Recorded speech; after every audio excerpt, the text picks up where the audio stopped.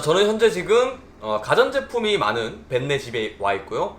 벤이 가지고 있는 제품 중에 다이슨 선풍기도 있어가지고 장점과 단점에 대해서 한번 리뷰해볼까 합니다.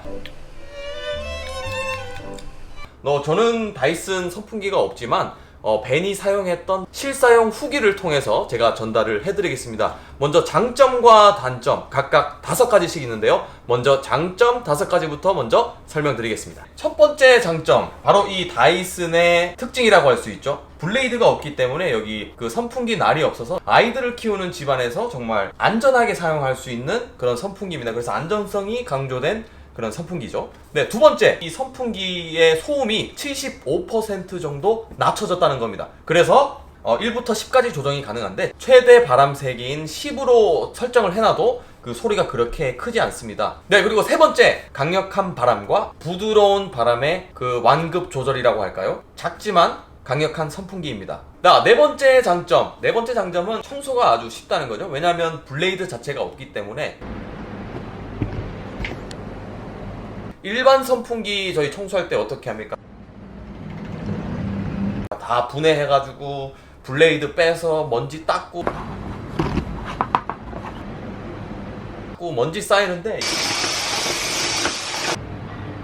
이거는 그럴 필요 없이 선풍기 날이 없기 때문에 청소가 아주 간편하고 편리하다는 점이 네 번째 장점입니다. 네, 다섯 번째 장점은요, 좌우로 선풍기가 회전이 가능한데 아래 상하로 어떻게 되냐 이렇게 물어보시는 분들이 있는데, 네, 이게 수동으로 틸트가 아래쪽으로 선풍기 바람을 쐴 수도 있고, 네, 상단으로 선풍기 바람이 올라갈 수도 있습니다. 이 선풍기, 다이슨 선풍기를 3개월 정도 사용한 제 친구 벤이 느낀 단점 5가지 말씀드리겠습니다. 네, 첫 번째, 선풍기 치고는 조금 비싸다 이겁니다. 네, 이 다이슨 선풍기 호주 돈으로 했을 때 399불인데요 한국으로 치면은 약 31만 8천원 정도 되겠습니다. 네, 여기서 호주에서 선풍기 하나 사려면은 사실은 35불이면 사거든요. 그렇기 때문에 일반 선풍기 저희가 생각했던 거에 10개를 살 수 있는 정도의 가격이니까, 네, 가격은 정말 비싸다고 할 수 있겠네요. 두 번째는 이 리모컨인데요. 리모컨은 아주 편리하게 여기 위쪽에다가 자석으로 할 수 있다는 건 장점이지만,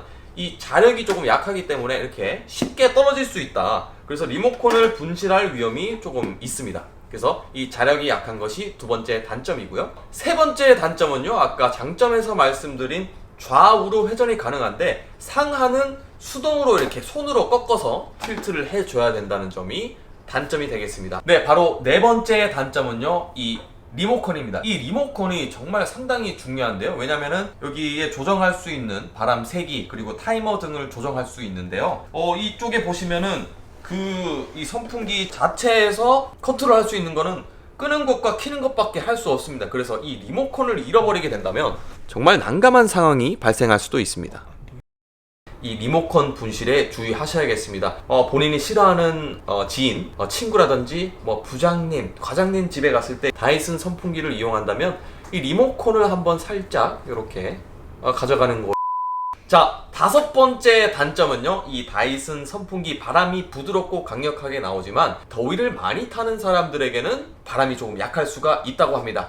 더위를 많이 타는 사람에게는 조금 약할 수 있다. 그 점을 감안하셔야 될 것 같네요. 추가적인 기능을 설명하자면은 바람 세기는요, 1부터 10까지 바람 세기를 조정할 수가 있고요. 그리고 타이머는 15분부터 9시간까지 타이머 기능을 설정할 수 있으니까 리모컨만 있다면은 언제든지 어떻게 설정해서 사용할 수 있을 것 같습니다. 그리고 리모컨에 또 좌우로 회전할 수 있는 버튼이 있기 때문에 다양하게 사용이 가능할 것 같습니다. 네, 이상 여기까지 다이슨 선풍기 리뷰였고요. 장단점에 대해서 한번 알아봤는데요. 네, 오늘도 시청해주셔서 감사드리고 저는 또 다음 비디오 때 뵙도록 하겠습니다. 만능혁키였습니다.